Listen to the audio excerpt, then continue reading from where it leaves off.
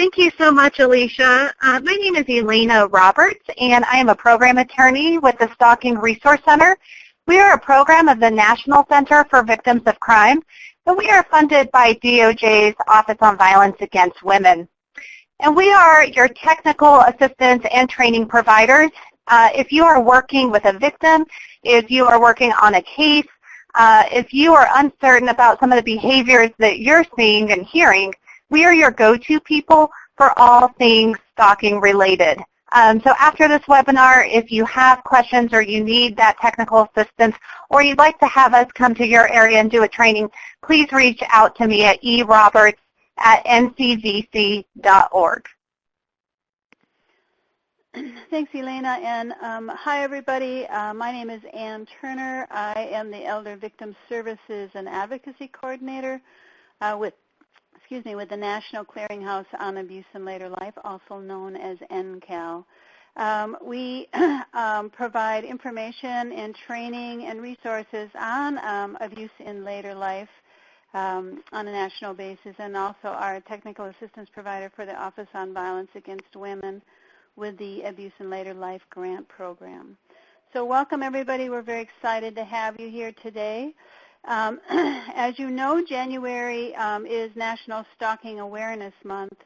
So in honor of that occasion, the Stalking Resource Center and NCAL are pleased to join you here today and present this webinar on stalking in later life. We hope that when you leave here today, you'll have a clearer understanding of stalking behavior, what stalking behavior is and why it matters, and the role of technology in stalking behaviors.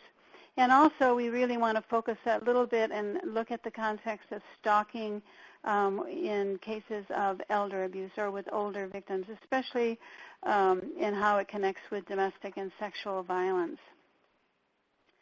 So just for an overview today, we are going to just start out by I'll talk a little bit about elder abuse and abuse in later life.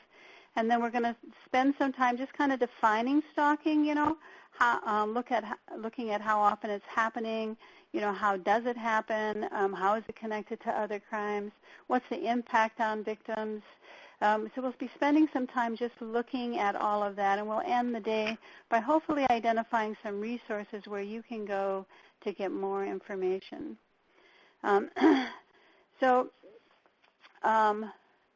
Just for definition purposes, I want to talk a little bit about, kind of give a brief overview of elder abuse, and I'm going to talk a little bit about abuse in later life. For the purpose of today's training, we're going to be using a definition of elder abuse that's contained in a booklet called the Elder Justice Roadmap. The U.S. Department of Justice released the Elder Justice Roadmap back in 2014. It's available online, and it kind of creates a strategic planning document by elder abuse practitioners, kind of lays out a little bit of a roadmap for that population. And they define elder abuse as that physical, sexual, or psychological abuse that includes neglect, abandonment, and financial exploitation of an older person by another person. And it can occur in any setting, a home, community, or a facility. And either the victim is either in a relationship where there's an expectation of trust and or when that older person is targeted based on that age or on a disability. You'll also hear me talk about abuse in later life. That's also in our name, as you know. And when we talk about abuse in later life, it's a term that's often used by victim service providers. And is defined as abuse that is perpetrated by a victim who is 50 years and older. Often elder abuse is defined as 60 or 62 and over. We started at 50 and over. And the reason we did that was really when we started looking at who was being served by direct service programs in the community, we saw a huge drop-off of victims between the ages, after the age of 50. We also know that victims between the age of 50 and 62 or 65 have very limited resources available to them. They no longer qualify for any kind of benefits that might be available for victims who have minor children still at home, and they're not yet old enough for services from the Aging Network. So you'll hear me mention abuse in later life today. When we start looking, we know that studies have shown that like 1 in 10 community residing older adults have reported experiencing abuse in the past year, and that was done by a study that was done back in 2010, where many elders were called throughout the United States to talk to them on the phone. And when asked if they had experienced any kind of abuse in the past year, 1 in 10 said yes. That's quite a staggering number of people. This little graphic here just kind of gives you some idea of a study was also done out of New York by Lifespan of Greater Rochester, and it really shows that the number of cases that are actually coming to the light of the system that are being reported or victims coming forward. And so out of every one case that's coming before the system, there are 23 that are still very hidden. So what we know about this is that elder victims, for whatever reason, are not reaching out for help. And so part of our goal is to encourage direct service programs to recognize that that population is experiencing abuse and including stalking. And that's what we're kind of focused on today. I had a conversation with an advocate just today, as a matter of fact, when we were talking about this webinar. And they run a transitional housing program, and she was talking about how surprised she was. I mean, a transitional housing program for victims 50 and over. And she talked about how surprised she was of the number of victims who utilize those services that have experienced stalking. She said at least 60% of the victims who are utilizing their transitional housing program have experienced stalking. So we know that older victims, of course, are experiencing stalking. So I think it's important that whenever we're talking about some of the issues of abuse that older individuals are experiencing, that we hear from survivors as much as possible. So this is a little video clip of Velva, and she was an 86-year-old stalking victim and just talks about her experience. So Alicia, you want to start us off with that? Hi everyone. Once again, the video audio will only play through your computer speakers. So we do ask that you mute your phones and turn on your computer speakers to listen to the video. Over the course of 9 months, 86-year-old Velva Norenberg was stalked, but local law enforcement was not able to identify a pattern. Over the course of 9 months, 86-year-old Velva Norenberg was stalked, but local law enforcement was not able to identify a pattern of stalking. My house has been robbed and robbed and robbed. My things have been taken and moved, and he seemed to enjoy being in my house when I was there. He used his trusty screwdriver and pried out the lock. My back door looks like a beaver intruded. After he quit breaking in, he'd just come in the yard and watch me through the window. Maybe rattle a doorknob before he left to let me know he was there. Until the last time he broke in, he tapped on the glass. Law enforcement repeatedly responded to Velva's home for the robberies, but the items stolen were of little value. Panty girdles, hand lotion. First he started in on the pantyhose and panty girdles. He took 3 panty girdles, and I'd say at least 15 or 20 pair of pantyhose. That nothing of value was taken from Velva's house, that windows weren't broken, although the door jambs were just chewed up by the screwdriver. I think there was discounting the impact of the crime, and Velva was very calm, and I think that her behavior was a bit different from what people expect from victims. It's easy to not take it seriously, to say, oh, it's just pantyhose, it's a sort of a silly thing. The items taken were sexual in nature, and let's face it, we have a whole history of believing that the peeping Tom is something almost to be laughed at. The phone calls Velva received, sometimes 10 or more in one day, were of a sexual nature as well. He was always so in love with me, he was coming over. Well, now, I definitely am not in love with some young man. I don't care how much he loves me. I didn't love him or had any intention of having anything to do with him, and I told him so. But he would call, "Oh, lady, you've got the most beautiful body." I think her home became a far less safe place for her. He asked me if I was still sexually active and how long since I'd had intercourse. I figured that was none of his business, and I didn't want to listen anymore, so I hung up. It may be somewhat amusing to hear an 87-year-old woman say, "He said he wanted to make love to me." But when you put that in context and you think about the man behind those words and the kind of danger that he could pose to anybody, it makes you creepy. Your privacy is invaded. Somebody thinks he knows more about you than you do. I don't like that.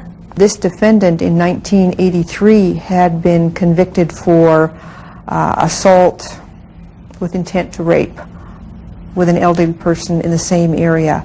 Law enforcement response to the danger was delayed by the inability to recognize the calls and harassment as the felony crime of stalking. As is common, this was partly due to the fact that different officers responded each time. It wasn't until the 9th response by law enforcement that somebody finally put it together that this was a pattern of behavior. Her age was against her. People tend to discount what an older woman is saying. They didn't rush off. They were very polite and very nice. But as I say, it was an incident and it was over. Really listen to your victim. Don't go into the situation with preconceived notions or some idea of a quick fix, because usually there isn't one.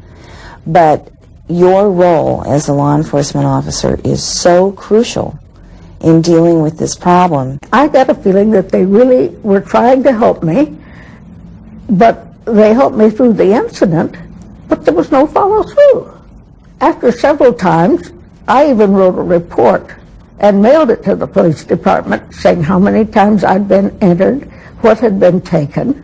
And I think Velva's log that she kept every time there was an attempted break-in or phone calls or anything really was a visual representation that somebody could look at and say, this is a pattern of behavior. We're dealing with more than a single incident.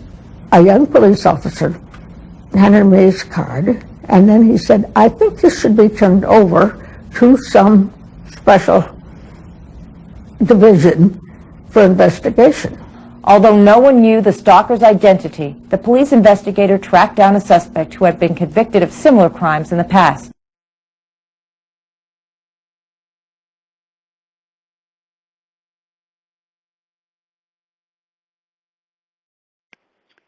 So there you have Velva just kind of telling her story, and that I think it's just important for us to hear from survivors and recognize that it is happening.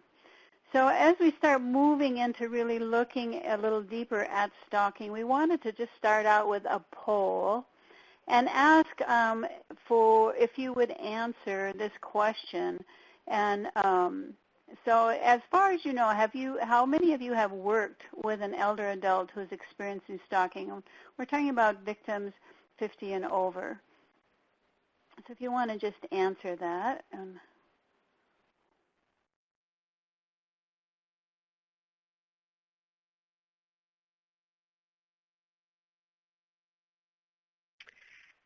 so I'm going to jump in, Ann, and start reading off some of the numbers. So it looks like the majority of you, almost 60% of you that you're aware of, have not worked with an older adult who was experiencing stalking. And about 40% of you that are listening with us today and took the poll, that you have worked with an older adult who experienced the stalking behaviors. I hope that as we go through the behaviors and we talk about what encompasses stalking, that maybe some of you who answered no, you start to reflect, and who knows, maybe in your past there was someone, but you just weren't aware of it. But I think it's important that we start to begin to recognize stalking and we call it what it is, and we don't start lumping it in with other elder abuse that may be co-occurring. And so let's start there. Let's start by defining stalking. We can look at it a couple of ways. We can either look at it from a behavioral standpoint or a statutory standpoint. We know that stalking is a crime in all of the 50 states, the U.S. territories, many of the tribal codes, the District of Columbia, the Uniform Code of Military Justice, and even federally, there is a stalking statute. So it is a crime everywhere across the United States, although all of the statutes are going to differ slightly from jurisdiction to jurisdiction. Because they do differ, we are going to focus today on the behavioral definition. And at the Stalking Resource Center, we prefer to define stalking as a pattern of behavior that's directed at a specific person that would cause a reasonable person to feel fear. And so just a few things with this. Stalking is unlike other criminal behaviors, other crimes. It is a pattern of behavior, or your statute may say course of conduct. What we're looking at is multiple incidents over time. Most crimes are one incident-based crimes. In stalking, we're looking for at least 2 or more behaviors. So 2 emails, 2 text messages, maybe showing up at the victim's place of work and sending an email, or sending items through the mail and then posting something on Facebook.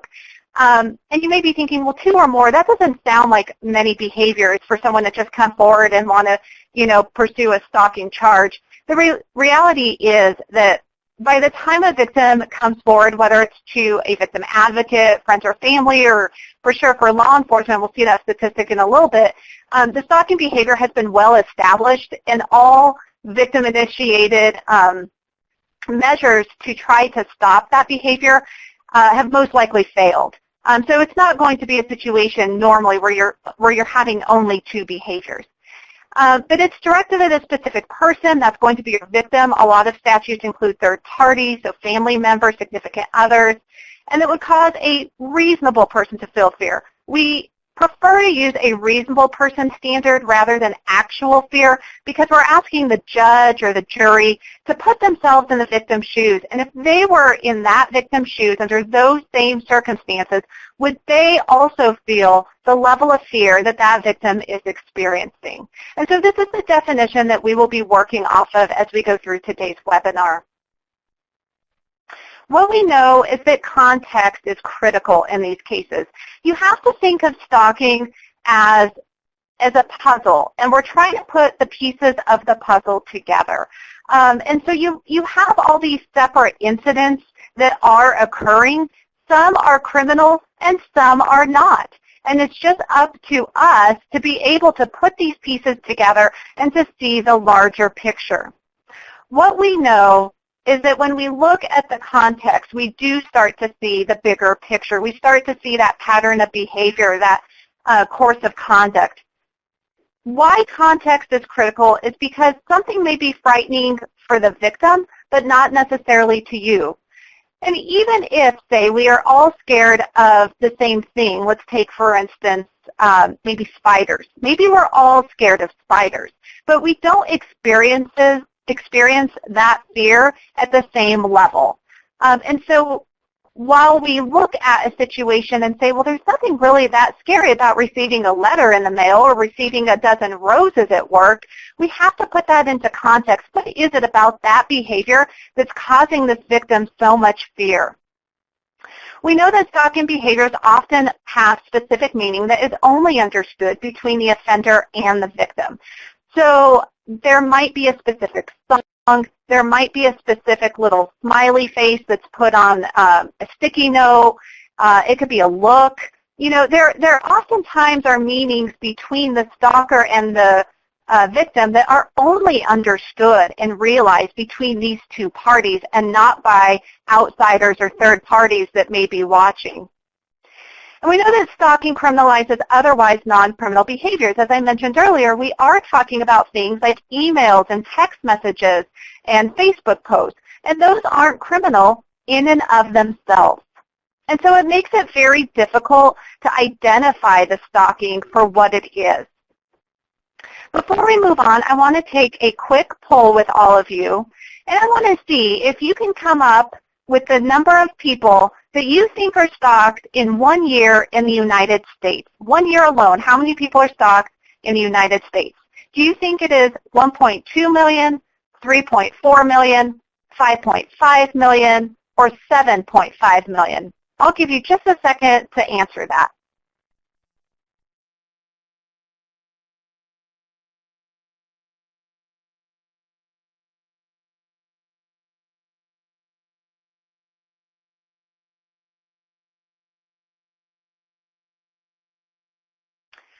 All right, well, the numbers are still coming in, but it looks like over 50% of you are choosing answer C, which is 5.5 million.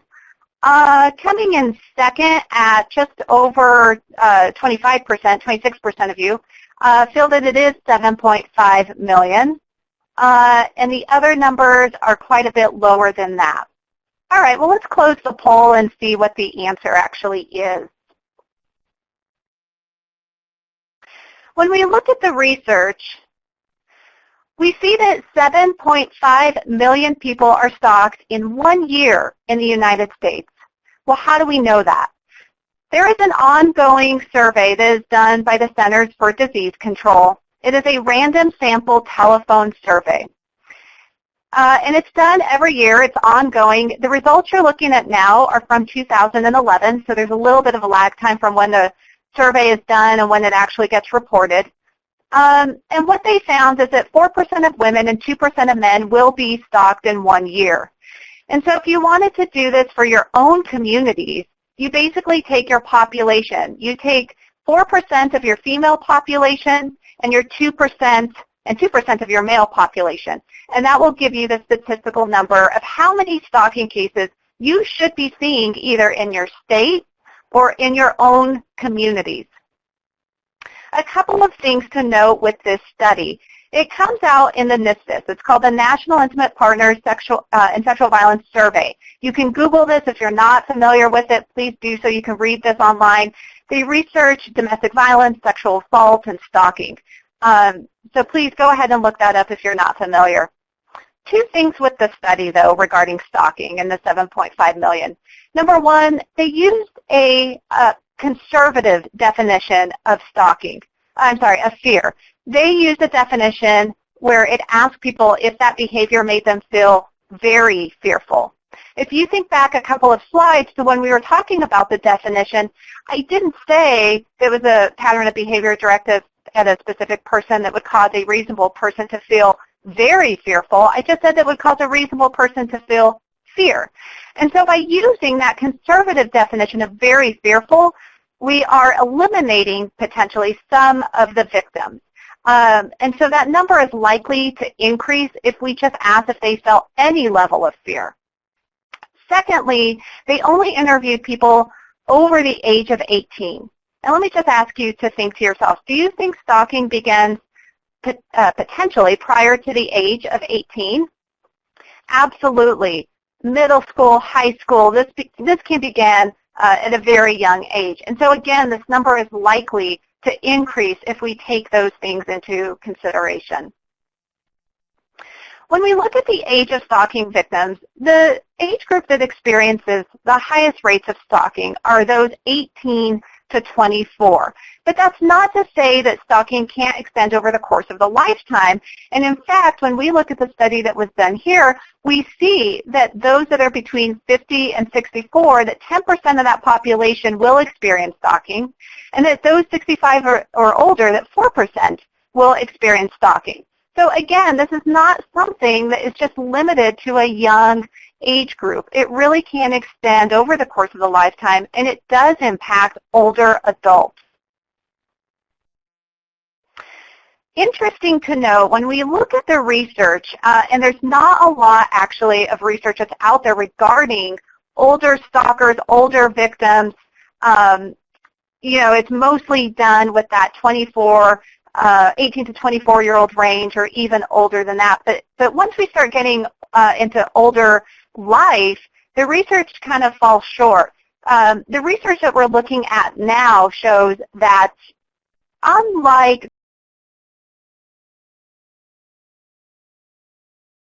that population is more likely to be stalked by a current or former intimate partner. In fact, half of those victims will be. But what's interesting about older stalkers and older victims is that half of those, and actually more than half, will be stalked by an acquaintance. So this is someone that could be a handyman who comes by to do work on the home. This could be someone that the victim sees at, a church, at any type of group that they belong to, but it's not going to necessarily be a current or former intimate partner. In fact, when you look at this, you see that they're about equally likely, 23.9 and 23.9, to be stalked by a stranger or an ex-intimate partner. And so what we're looking at here is an acquaintance. It could be a son, a daughter, any type of family member, a caregiver, any type of acquaintance in this age group. And when we look at the tactics that are frequently used by stalkers, they really run the gamut. But most frequently, they're going to send those emails, the instant messages. They will leave strange or threatening items. They'll leave cards, letters, flowers. Sometimes, and this is not uncommon, we've heard of cases where stalkers have sneaked into victims' cars, sneaked into victims' homes, and they've just left perhaps some type of item. So in the car, it might be a rose that's left on the front car seat. And we've frequently heard that victims have people coming in, their stalkers coming in and moving things around the home. So they're moving their pillows around, or they're placing, carrots that should be in the refrigerator into the freezer. They're turning the tchotchkes around. And this really goes to make the victim question, their cognitive abilities and whether they're just confused or if they are forgetting that they're engaging in these types of behaviors themselves, and they start to question that. So they almost start to wonder, again, if they are going crazy. We know that stalkers will watch and follow. Again, they're making those phone calls, they're hanging up, and they will approach the victim or show up at places where the victim will be. We know that technology is being used more and more. In fact, I would say it's rare anymore that you would come across a victim of stalking, or if you're working a case, that you would have a case that you're investigating where technology was not involved in any way. This is not an exhaustive list, but this is some of the ways that stalkers will misuse technology to spy, surveil, track their victims, and try to communicate with them. When we look at older adults and the technology usage, we may stop and think, well, these people probably aren't engaging with the technology, so this isn't something that would be as utilized, or maybe I don't have to worry about it. But actually, when we look at the research, we see again that older adults are in fact engaging with technology. So well over 3/4 of older adults have a cell phone and they use it.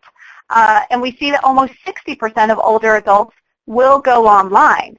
And about half of those that are going online are engaged in social networking sites. They are meeting people. They are posting on Facebook. Maybe they have a Twitter account or a LinkedIn account. And so they are engaging on the social networking site platforms. I want to take a moment and look at how stalking does, in fact, co-occur with other crimes. When we look at the research, we see that stalking frequently intersects with crimes like assault, harassment, home invasion, attempted murder. Of course, domestic violence and sexual assault and sexual abuse. Stalkers have a really high recidivism rate, and they violate orders of protection frequently. We know that it can intersect with kidnapping. Sometimes the stalker will engage in what's called practice crimes, so they're doing things like vandalism, burglary, arson. They're trying to see how far they can take it before they potentially start harming that victim. We have seen identity theft, and this makes sense. Again, this is someone who maybe has access to bank statements or credit card statements, or maybe they just have your passwords to these things. Child abuse and hate crimes, these are all crimes that frequently intersect with stalking. And Anne, did you want to talk a little bit about the power and control wheel? I will. Thanks, Elena. I think, so this is the Duluth Power and Control Wheel. Most of you are probably familiar with it. What NCAL has created from that power and control wheel, an abuse and later life power and control wheel. And we did that by sending the Duluth wheel out to older victims who attended support groups throughout the United States and asked them to look at the Duluth wheel and tell us what was, if that indeed was true for them, and explain a little bit to us on how they thought their reality was different. And this is our depiction of what they said to us. And of course,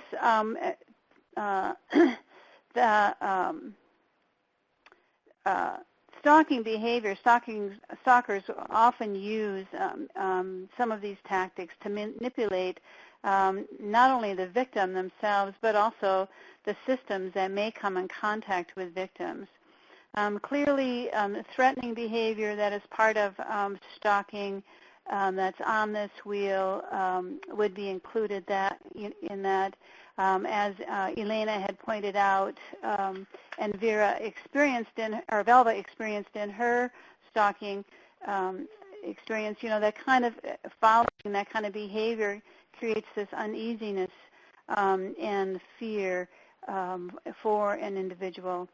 I think looking at targets' vulnerabilities, that's different than what we see on the Duluth Power and Control Wheel.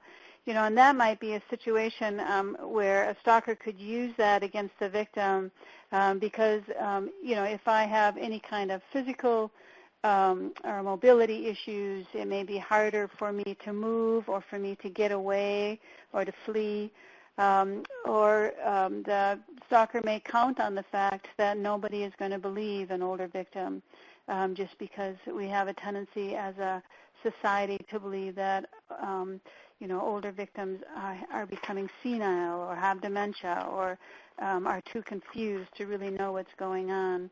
I think that kind of fits into that uses privilege category you see on this wheel also, that ageism piece that is alive and well. On the Duluth Power and Control Wheel, we talk about using male privilege. And I think this is often age privilege. And that may that's kind of that acceptance of those harmful stereotypes regarding the capabilities and the characteristics of an older individual.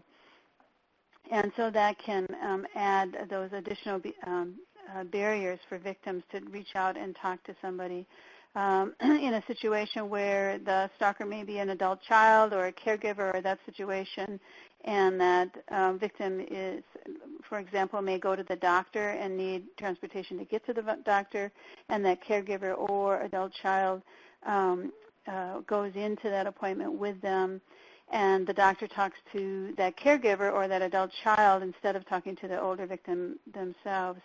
And so that stalker or that abuser can then set up a situation where they can say, start that doubt in the doctor's mind or any other helping profession's mind that, mom's getting forgetful, she's getting confused, she's starting to make things up. So you start planting that doubt. And because of that ageism that is alive and well in our society, that, individual may not be believed. So really thinking about how those power and control techniques might come into play for a stalking individual can sometimes be helpful. Other things might be intimidation, that kind of coercion that goes on, those threats. Elena? Yes, thank you, Anne. We want to discuss some of the specific challenges then. I think everything you just mentioned, and this really plays into the challenges that older victims have when they are a victim of stalking, or really when they're a victim generally, right?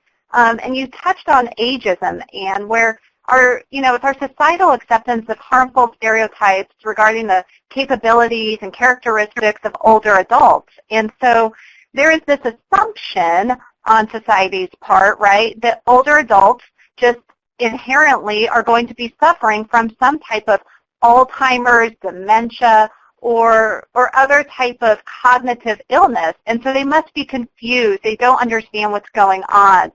And that's just an assumption made by society generally. We assume that they're going to have confusion around technology, that they don't understand it, and how could they be interacting with it, and they really don't get what's going on, so they're misinterpreting the behaviors that are happening to them because they must be confused about it. They don't get it. We see oftentimes that perhaps the victim, and this is actually general across the board, not just older adults, but victims minimize the threat that they are experiencing, the behaviors themselves. They're not recognizing them. And so then that carries over into our service providers and our law enforcement. So when you think back to the Velva video, it took up until the 9th officer to actually do something about her situation because no one else was taking her seriously. As we heard, people thought, oh, they're just pantyhose, or they're just, items that aren't valuable. This isn't a scary situation. And so the victim is minimizing. Those of us that are hearing it are minimizing it. And then there's this perception around medications that, older adults may be taking medication, and there's this belief that because of this, whatever they're telling us, that it's not reliable, that we can't depend on it or rely on it, that it's not a credible statement because of the prescription, whether or not the prescription is known to in any way affect cognitive ability or not. When we look at offender accountability, the study that I'm referring to will show that in terms of reporting, that under or less than half of all victims are going to report to law enforcement. And again, this is more in the general population. We're not specifically speaking of older adults. So already less than half of stalking victims are going to be reporting to law enforcement. And so that really impacts, I think, how we, again, see older adults. When we look at the research specific to older adults, we see that 77% of victims were told that they were overreacting, whether this was by law enforcement or service providers or friends or family, but they were told that they were overreacting, again, not realizing the threat level. We see that 2/3 of older victims were not taken seriously by the police when they actually did go to the police to report, and I think Velva's story just emphasizes this statistic even more. And there are reasons for non-disclosure. So again, the victim is minimizing or is uncertain of the behaviors, and there are many reasons for this. But as we have seen, a lot of times the behaviors are not criminal in and of themselves, and so it's very difficult for someone to say, well, I'm just receiving phone calls, or I'm just receiving text messages, or I'm just, tired of the emails, I wish this person would stop. Again, they're minimizing what's happening. Maybe the victim did report, as Velva did, and they weren't taken seriously, so why are they going to continue to report? Velva seems to be almost the exception, where she continued to report it, and finally the 9th officer took her seriously.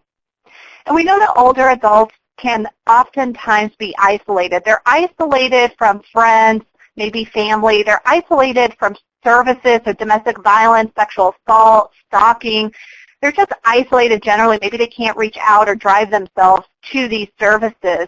And so that also is going to prohibit them from potentially reporting what is happening to them.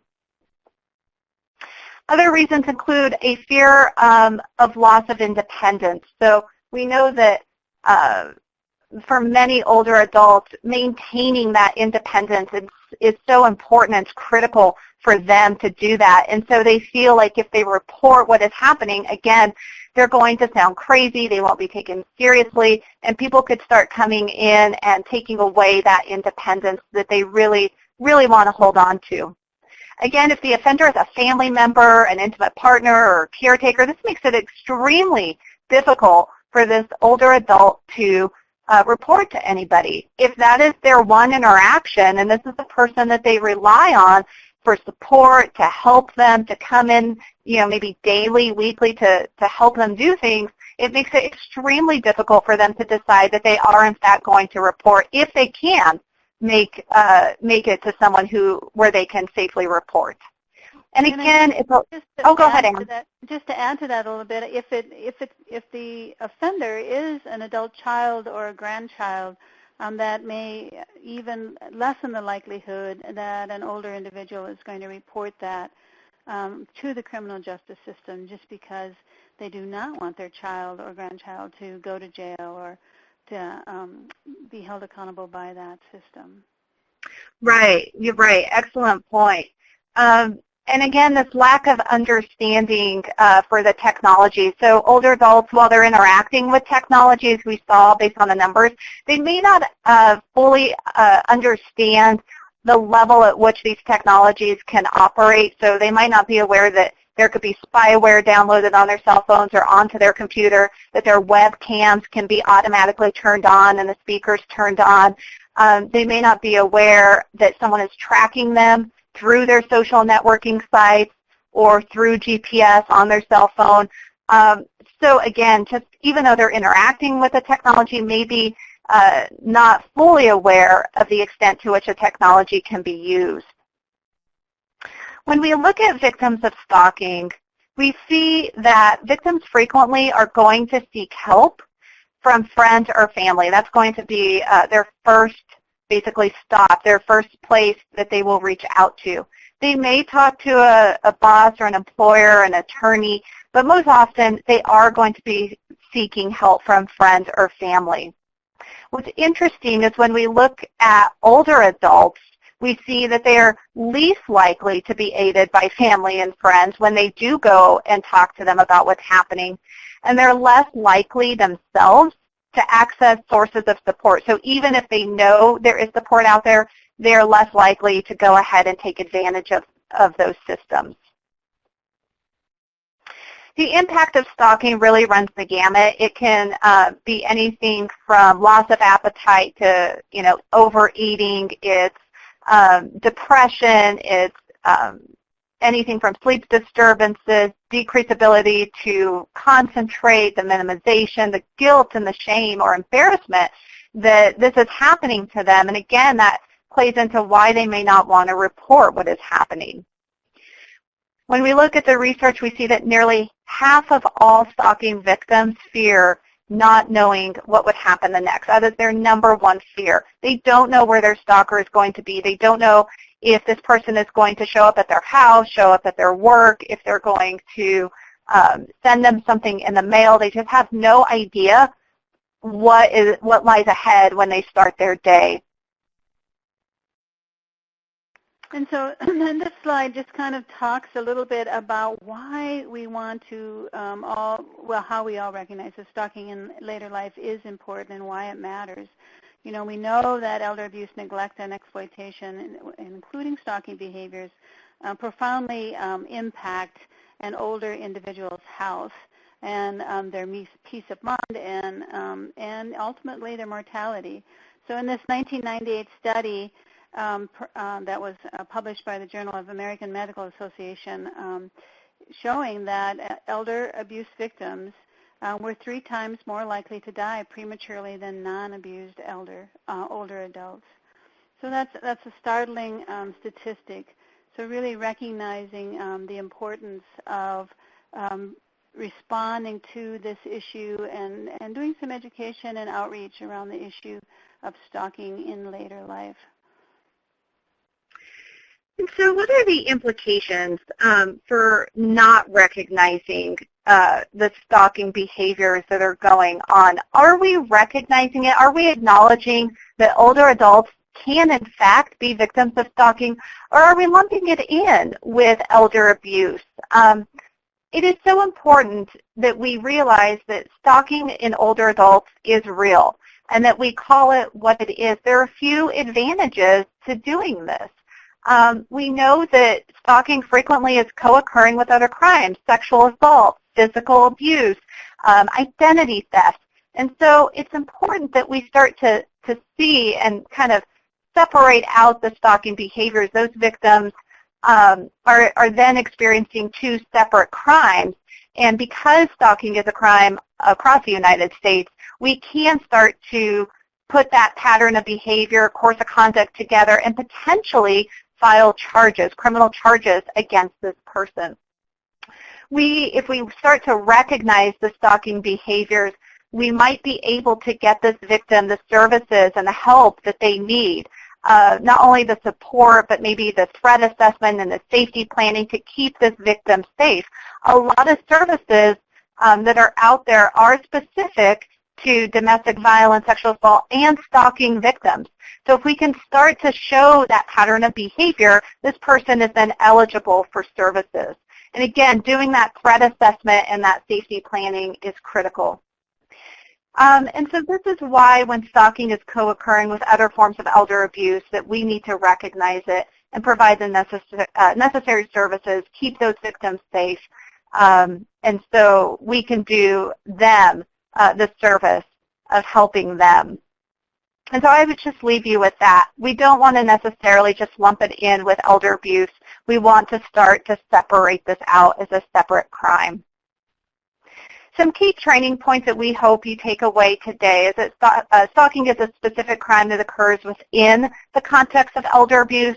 The older adults do, in fact, face unique challenges when they're confronted by stalking behaviors, and that's the disclosure and why they may not want to disclose.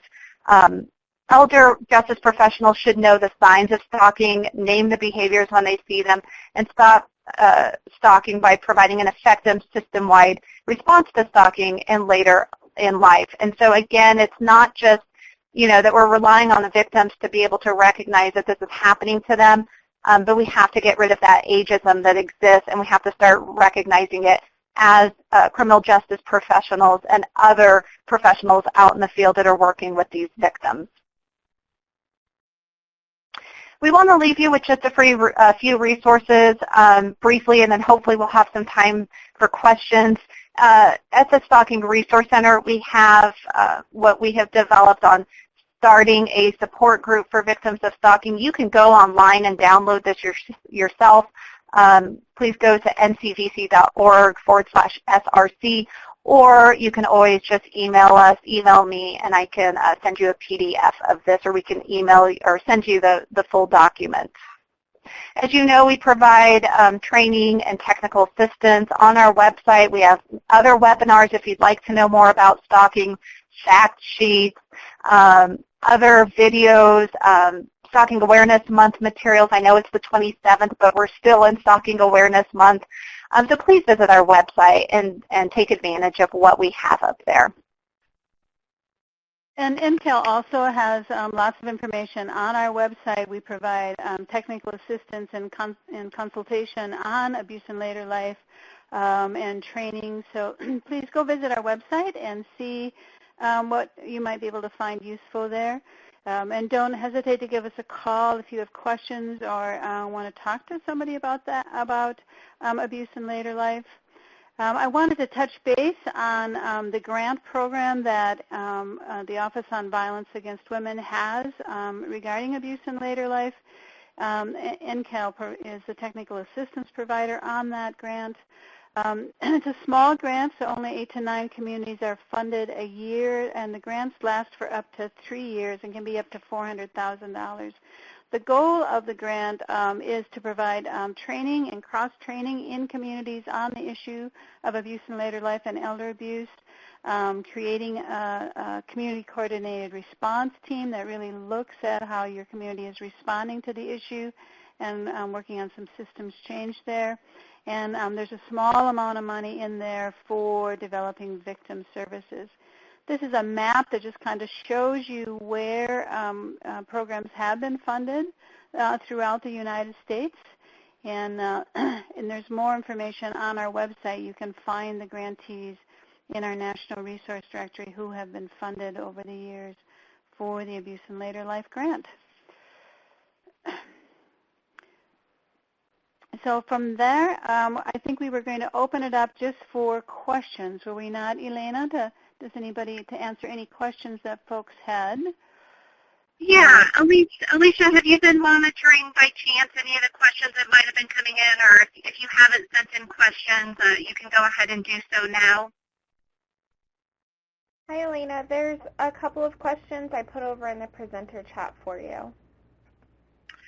Okay. I see the first one. It says, with a 4% number of older adults being stalked, wouldn't it be higher due to non-reporting? And absolutely, my answer is yes. So, and I'm sure, Ann, you can weigh in on this too.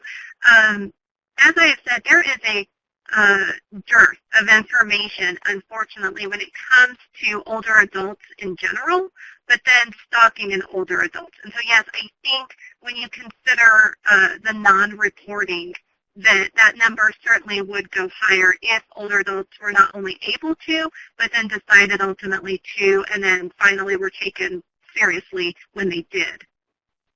Yeah, and I think what ties into that is also that whole idea of depending on, when we're talking about victims 50 and over, we're talking about many different generations. And, I'm a 64-year-old woman who has worked within the domestic violence movement for many years and know what stalking is. And many of my counterparts would probably know what the word stalking means. But for a 75 or 85-year-old woman, they may not know what that means or even be able to identify the behavior. So that's exactly right. Are they calling up and recognizing this as criminal behavior, something they can report, or not? So that's a really good point. The second question that I see, Alicia, that you had up is, it says, regarding the percentage pies, that I think is referring to the acquaintance and the family or the intimate partner pie that we had up earlier. I'm surprised there isn't a separate category for family members. I'm not sure I consider family members acquaintances. It would be interesting to see how many family members stalk older adults. I agree. Family member has never really been separated. We look primarily at intimate partners, acquaintances, and strangers. Those do tend to be the categories. Family members, I don't know. Ann, do you have information on what category you think they could fall into? Well, I think that becomes a challenge of doing abuse in later life work because, especially with the domestic violence movement, we have been very focused on intimate partner for a long time. And now to kind of, we're starting to broaden that view and recognizing family violence that can be perpetrated against older adults by adult children and grandchildren. And so clearly that requires us to rethink even how we're collecting data and possibly, breaking down our categories a little bit more. So that's a really good point. I agree family members does not fit into acquaintances, but I think it kind of ends up being a catch-all because we have not really recognized that abuse that is perpetrated by the family violence goes much deeper than intimate partner violence. So that was a good catch, Patricia. And Alicia, I'm not seeing if there are any more questions. We still have about 5 minutes, so if anyone does have questions, please feel free to go ahead and type them in.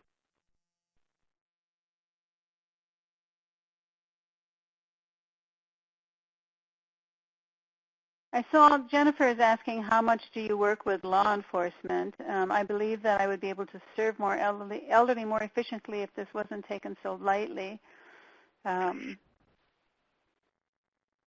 Well, I can speak on behalf of the Stalking Resource Center. We work a lot with law enforcement. We train law enforcement frequently. That is what we're funded to do. So law enforcement and prosecutors, victim advocates, the criminal justice system, certainly we touch on. And, I think we're still at the point where we are training law enforcement officers to look beyond the one incident. We actually partner with them a lot.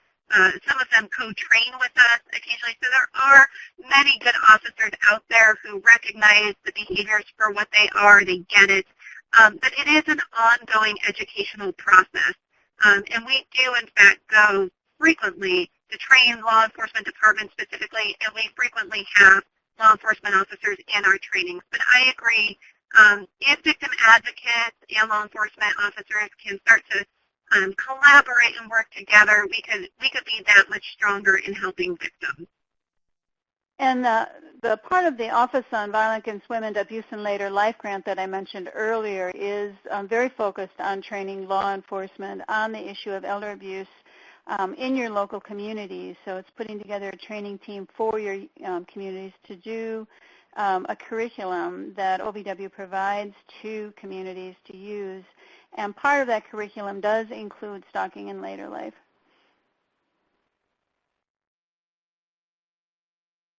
I do see a question, Alicia, and I'll go ahead and respond. It's asking if the audio will be available for use for future trainings with staff.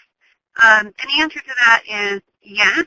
Certainly we have no problems with you, or at least I'll speak on behalf of the SRC, using our PowerPoint as long as you contact us and get that permission and tell us how you plan to use it. And then just give us credit when you're using some of those slides.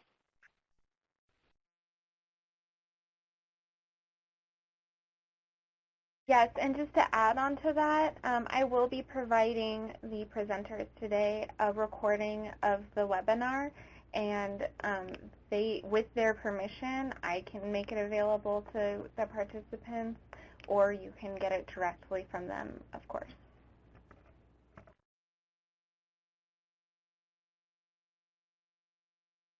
And I see that Patricia pointed out here that she's been an advocate for abuse in later life. I'll just quickly put a little plug in. I do have an abuse in later life advocates listserv that I facilitate for NCAL. And through that, I post a lot of information and encourage them to talk to each other and support each other as they're developing abuse in later life services within their programs.